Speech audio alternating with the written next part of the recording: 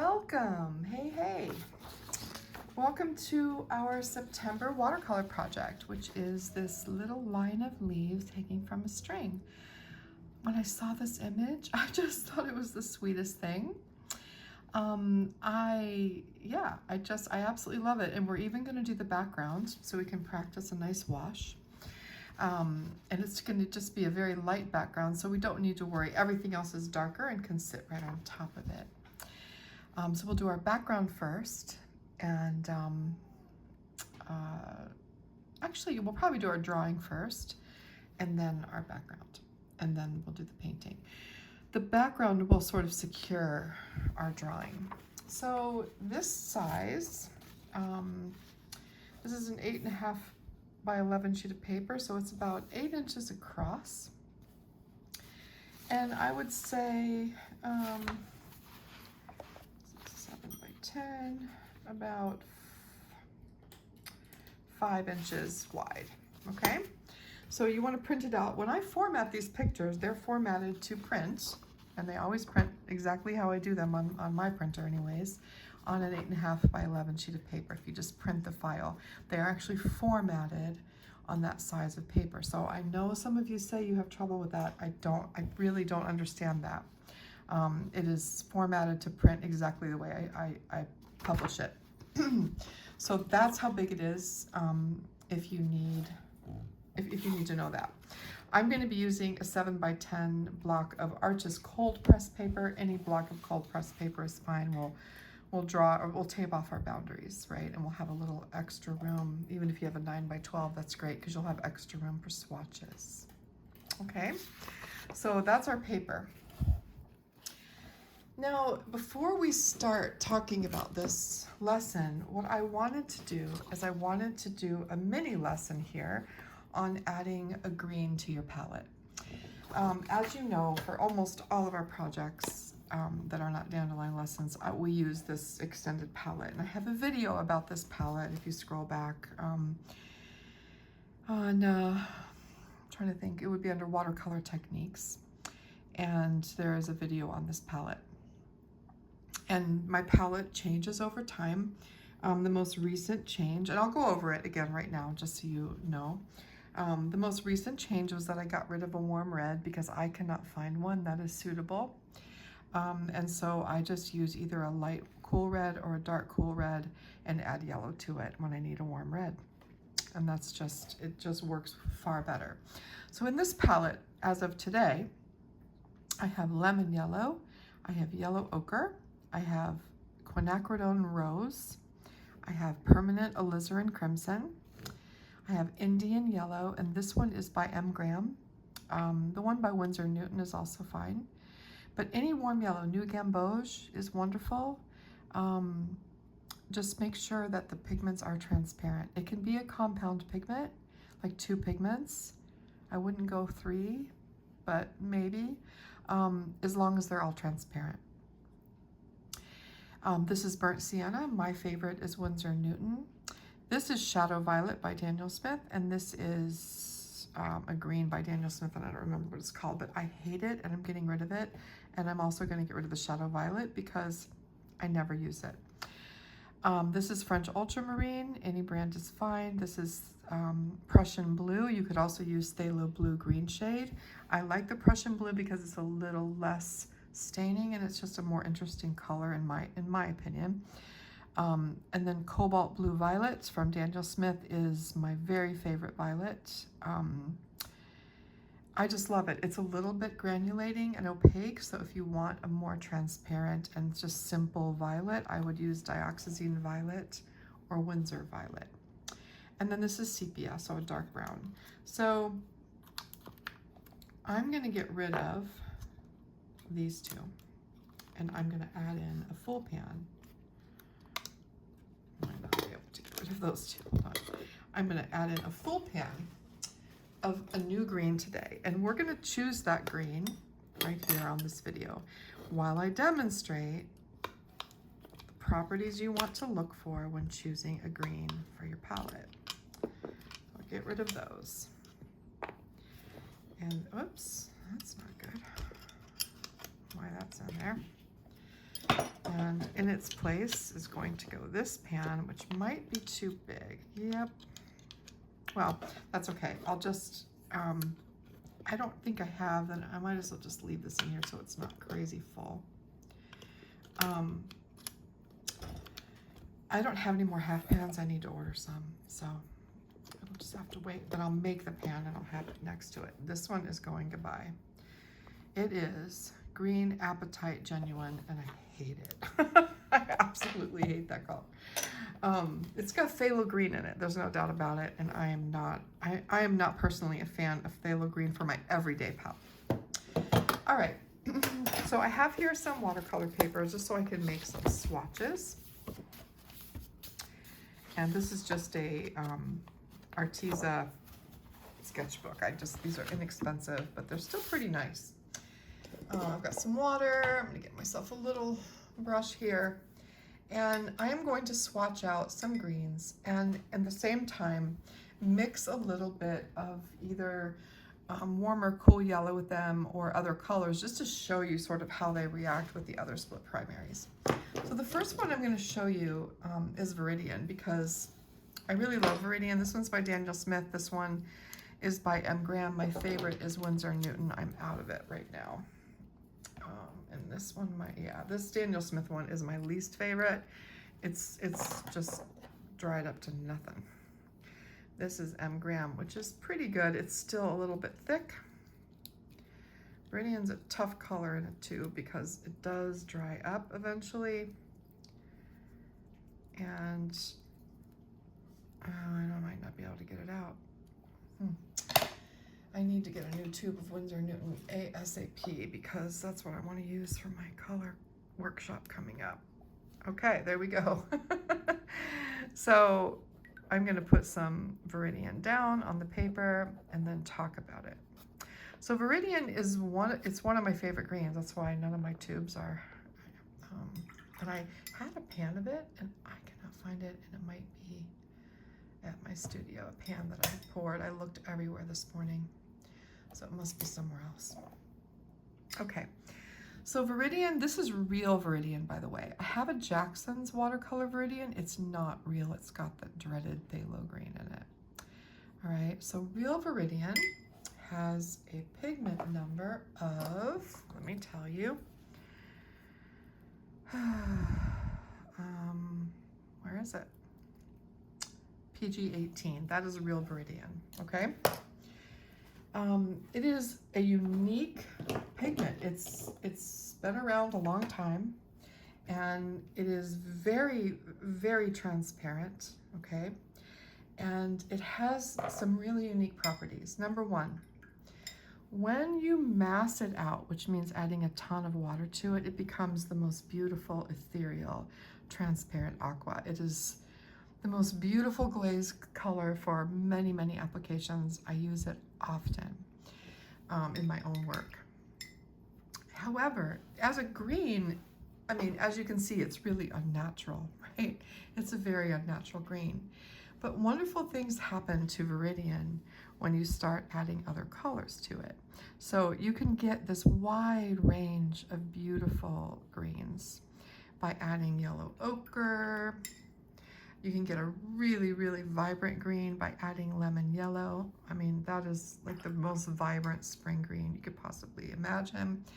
Adding warm yellow, you get a more natural but still vibrant green.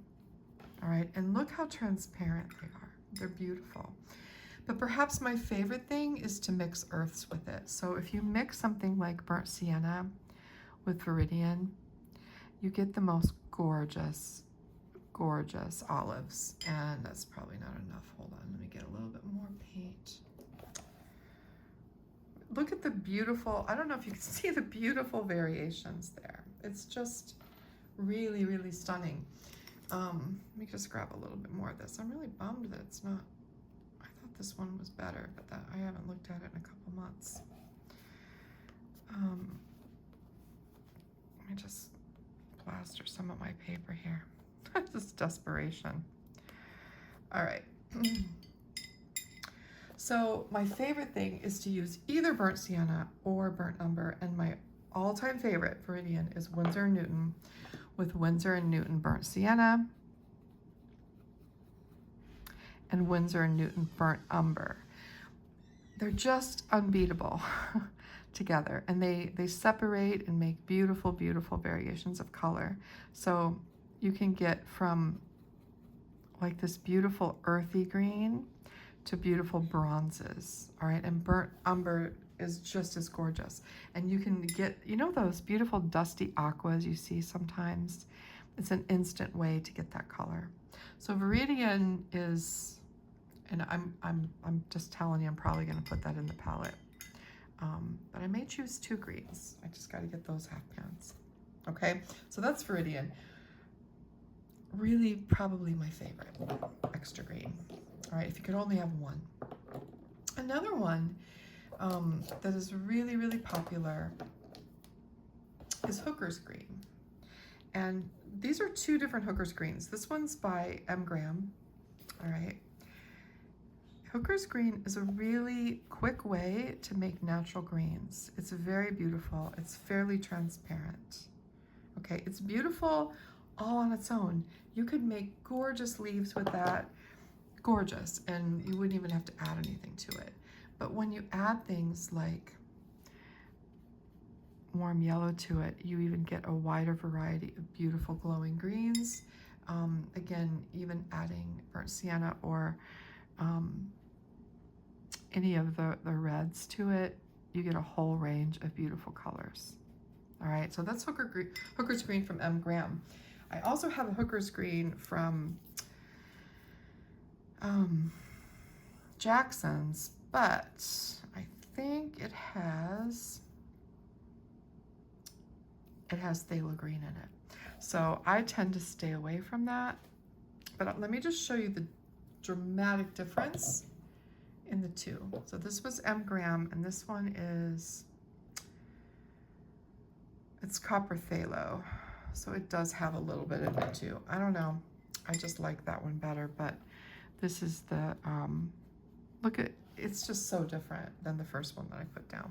All right, so I haven't been happy with any of Jackson's greens. All right, this is their permanent sap green. So that's Hooker's Green. Really, really nice, natural green right off the bat. But the thing is that you can never get the bright, glowing aqua colors from this. All right, so this would be a second choice to Viridian for me.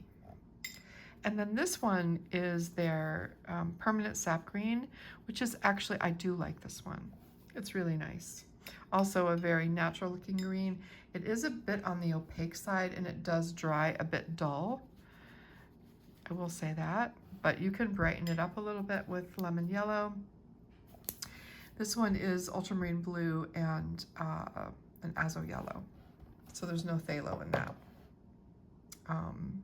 It's a nice one, but again, it's a little bit on the opaque side. I prefer, because I know I'm usually going to be mixing things into green, I prefer to keep it transparent, okay?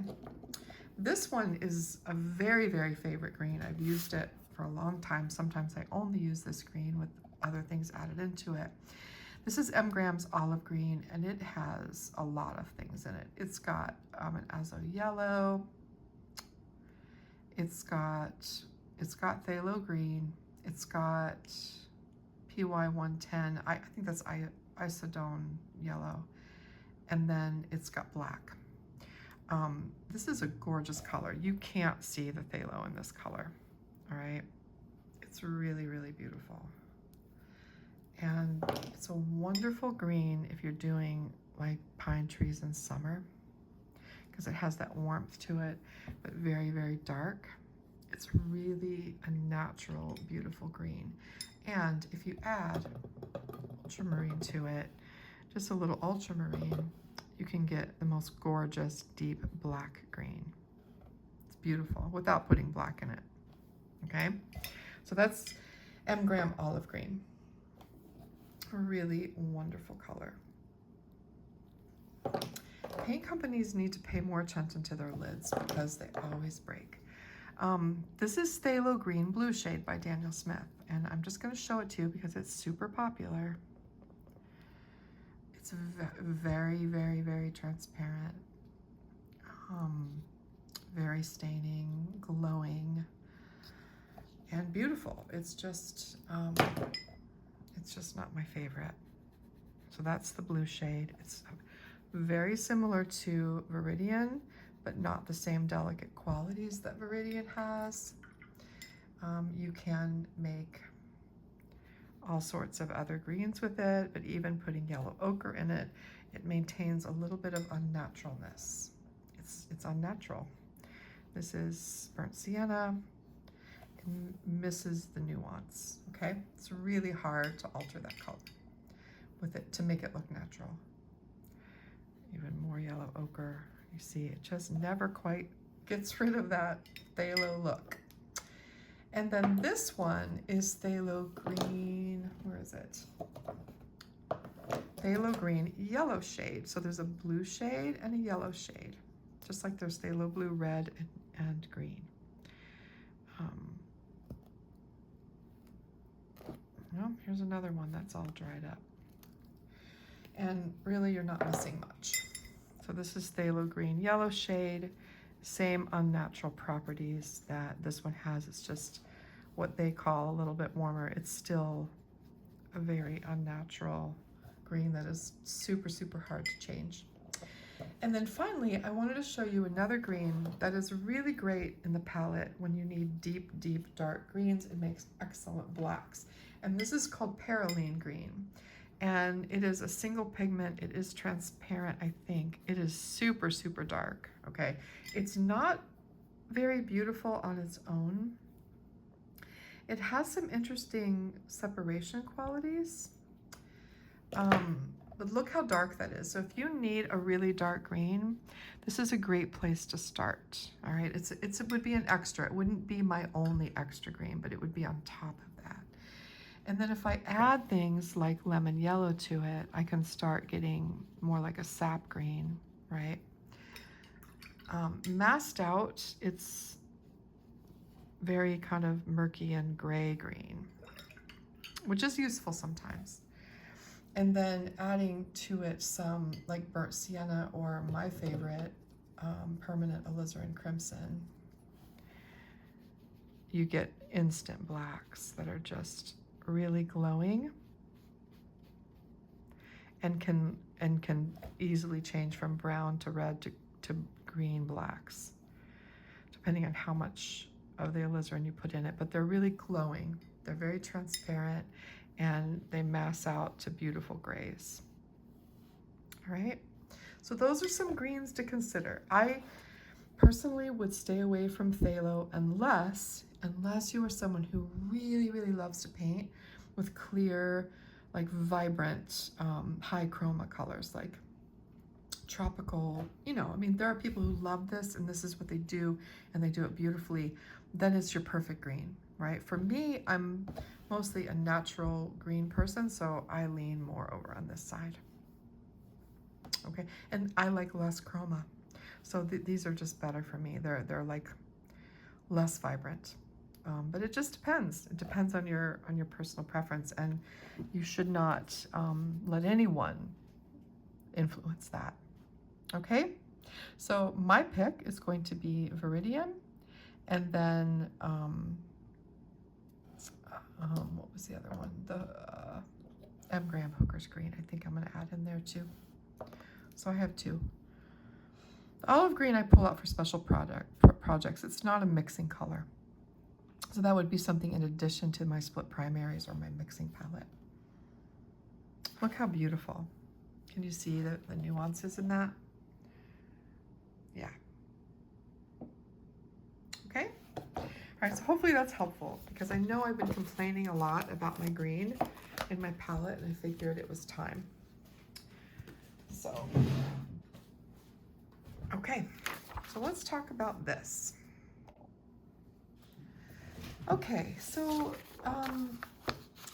what I was thinking is that we were just going to draw these, all right, and have some practice at drawing and not worry so much about our watercolor paper getting a little graphite on it, but you know, you can do this project twice, and if you really want to draw it on sketchbook paper and refine it that way, But these are fairly simple shapes to draw.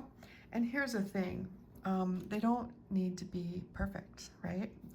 Leaves are not perfect.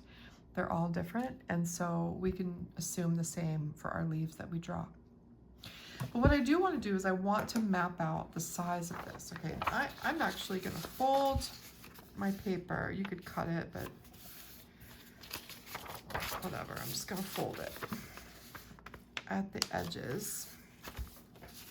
All right, and it just, you know, I'll cut that part. Of course, I don't have scissors here. I'll go get my scissors. Okay, so we're going to trace the outline of this onto our paper. And tape it off. Okay, so I'm just going to position it on my paper so it's got enough room for tape. So about like this. I'm just going to put it in the middle. I probably won't be able to color on this one to put my swatches. And if you don't have room for swatches, you can have a piece of scrap paper or a sketchbook nearby and just use that. But I really do want to map this out.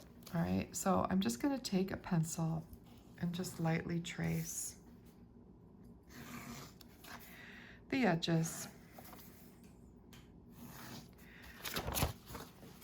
All right, and then tape around it. Just take a piece of tape, hold it up to your line. You can cover your line a little bit and run the tape around the edges. This way, we have a really nice border happening. And we can put that background down, which we're going to do today, without worrying about it. Where is the end of my tape? All right.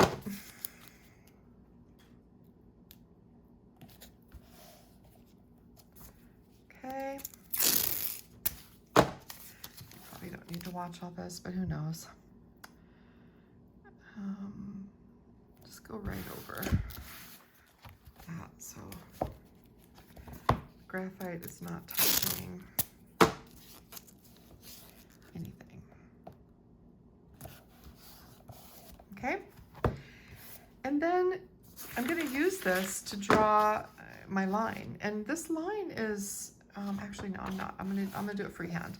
So I'm going to show you how to draw a loose line, okay, which is about this far down. So if I hold this up here, this is where my line should start, okay?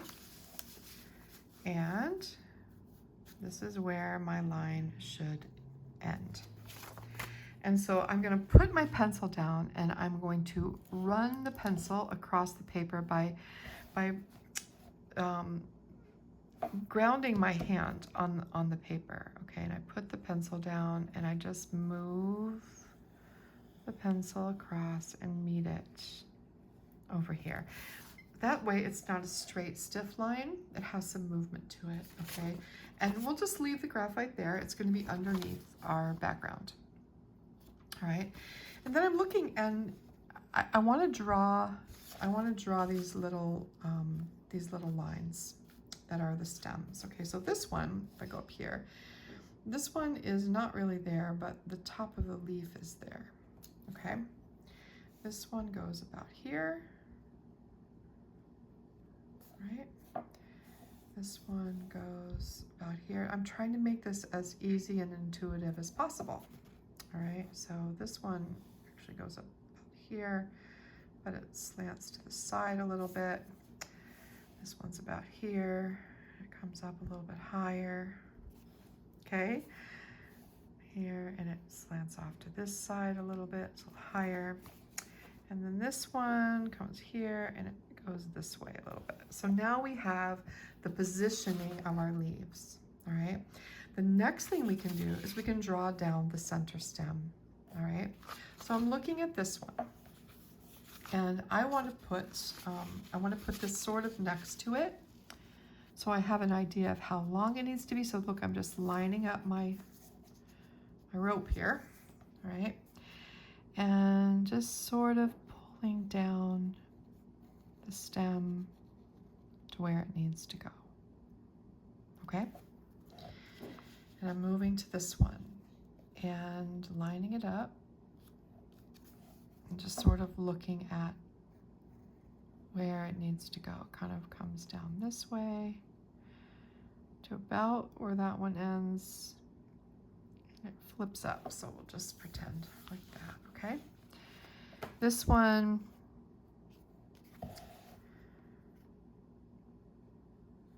kind of comes out this way, and then it goes over this way, and it ends about the same. Remember, these don't need to be perfect, but we're giving ourselves the best shot. This is a methodical, just a methodical way to do this. This one kind of follows this line, and it sort of disappears. Actually,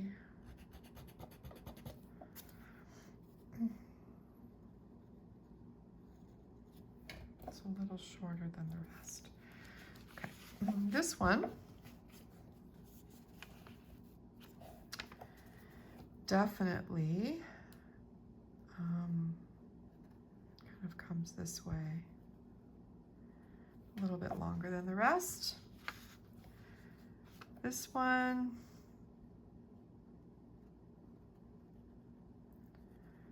a little bit shorter than the rest, and this one comes out and comes over this way, about the same as that other one. So you see, now we have sort of a skeletal structure for these leaves, okay? And hopefully you can see that. I know there's bad shadows today, but it's very sunny. Okay, let me move this down a little bit. Can you see that?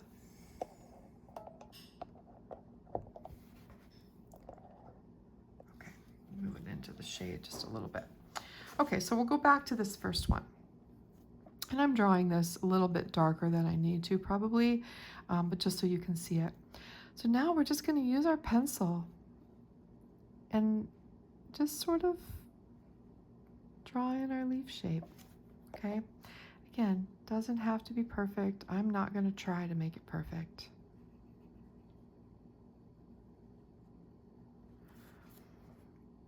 This one kind of ends there. This one comes down here. Okay, and we want to just keep this like this until we get this one in, because it's behind it. All right, so once it disappears, then you're going to move over to the next one.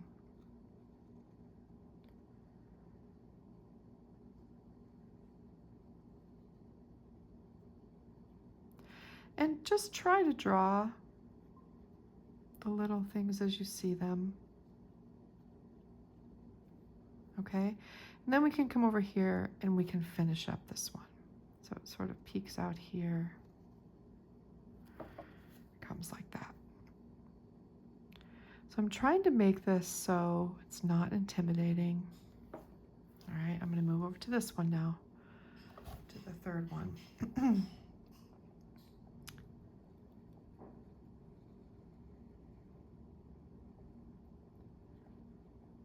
Because we are not doing a botanical study of this. This is a painting of beautiful fall leaves, all right? It's not, this one goes on top, so I can move this one out.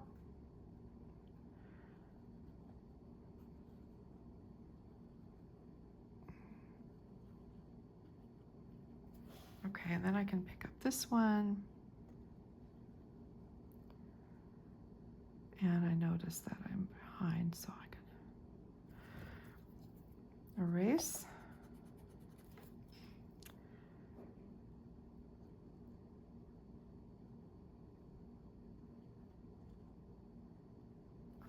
There. Super fun. Okay, now this one. So this should be, you should be able to do this even if you're a brand new beginner, and you just take your time. And I'm going to draw in a little bit of this, because just a tiny bit of that, because you kind of see the shadow of it underneath.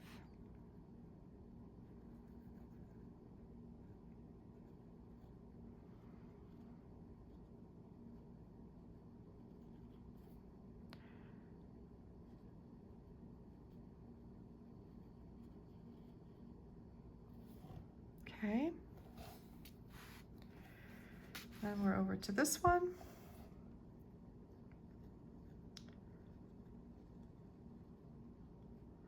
And it's going to come down in here, and you can see the shadow. So I'm going to draw that, okay?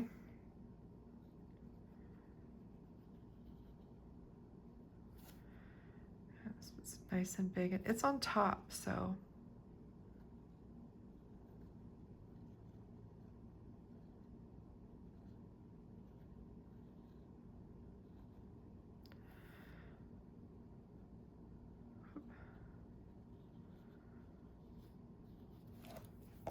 That got a little messy.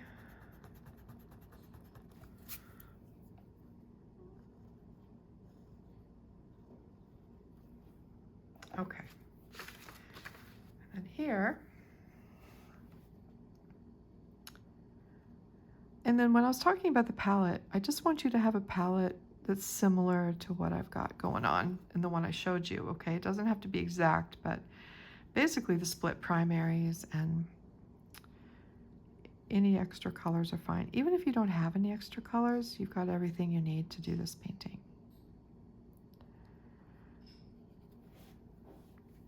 So see, I'm just marching across, making it as simple as possible.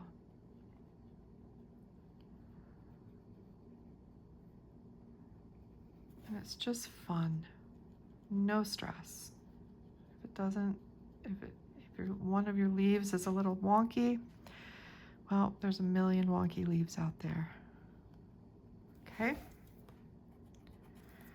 Okay, and then this comes down here, and I can erase that little bit there. All right, so I've got my drawing. Hardly any erasing had to be done, which is great. And it looks great, okay? So before I begin, I am going to run over this with my kneaded eraser because I just don't want a lot of extra graphite underneath there, because if I put a wet wash on here and there's a lot of extra graphite, it's gonna muddy up my color. All right, I just drew freely. If you drew very lightly, you may not need to do this step, but I usually do. So I just take a kneaded eraser and give it a good knead. And then flatten it out and just press over the whole thing. Even if it doesn't lighten it up a whole bunch, you're going to be sure that you have lifted off any of the powdery extra graphite that could make things icky. Okay? Because we're going to paint right over this for our background.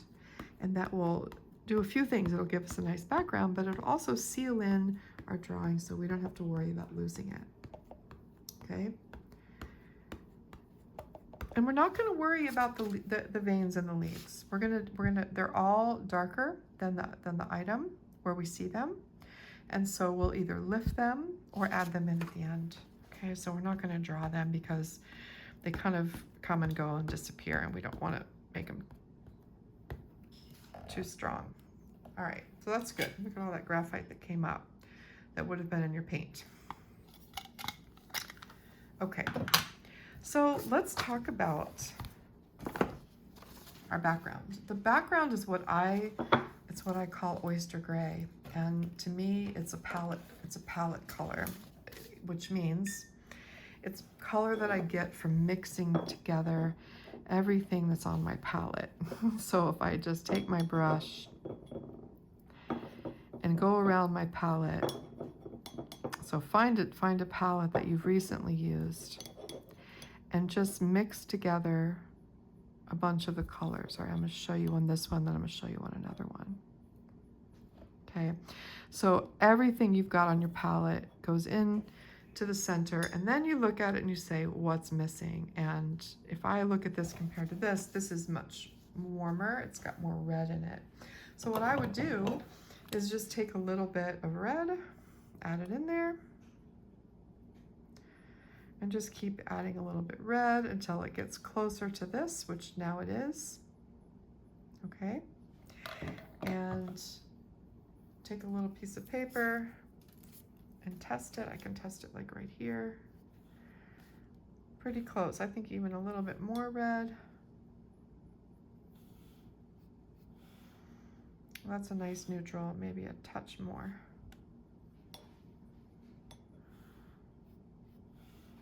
That's pretty good. When that dries, it'll be a little bit lighter. I'm gonna add just a touch of ultramarine blue. Oh, look what I did. All right, so I'll have to add more red. And then I'll have to add yellow. So you see what I'm doing though. And sometimes that happens and whatever. So now I gotta backtrack.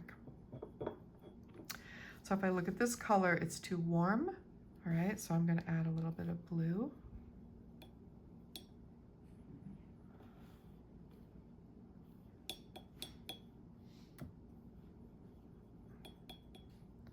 And then red. Until I get that sort of pale aubergine color. And I think that's it. Let me grab another piece of paper.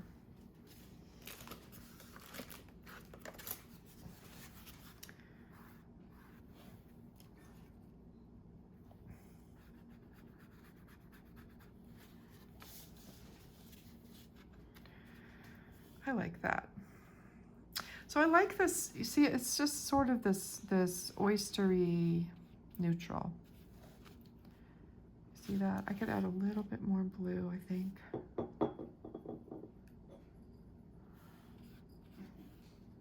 To mute it out. And this, yeah, I like that. Okay, so in this point, you're just playing with your color, all right? Until you find something, and just keep adding a little bit of red, a little bit of blue, a little bit of yellow until you come up with something like this. This is much darker than it needs to be, so I'm going to be adding a lot of water to it. All right, so once again, if I'm using this palette, I would just mix everything together, see what I get, and say, okay, where am I next to this? I need to add red. So I add red, a little bit more, a little bit more, and it just starts to match, right? It just, you know, you just look at and see what's missing. So now I think it needs to go a bit grayer, so I'll add a little bit of blue.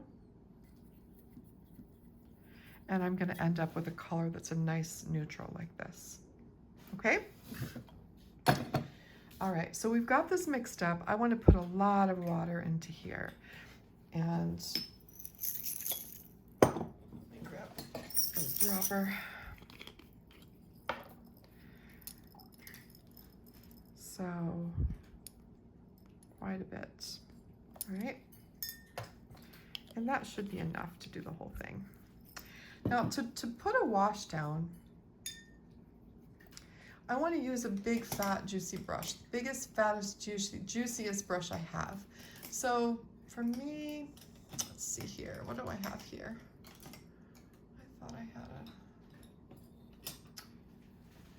well, I've got this one. That's probably too big, but it'll make quick work of it, that's for sure.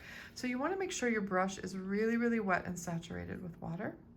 All right. And you're gonna hold your paper, if it's not on a block, then it should be on a painting board anyways.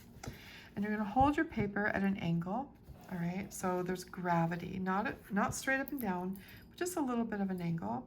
And you're gonna pick up that paint with your brush, a whole bunch of it, all right?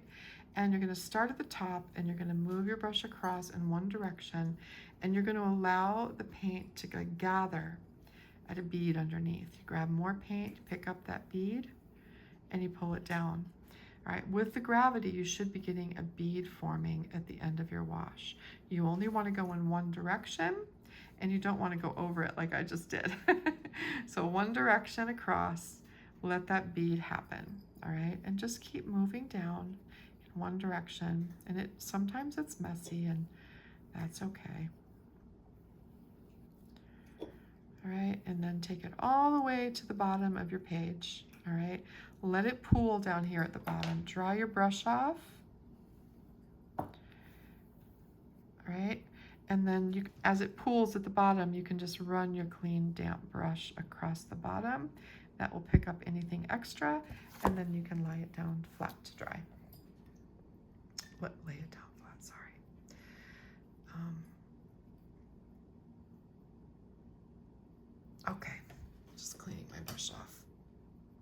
This brush is not my favorite, but this is the Princeton Neptune Quill. It's nice for washes. Okay.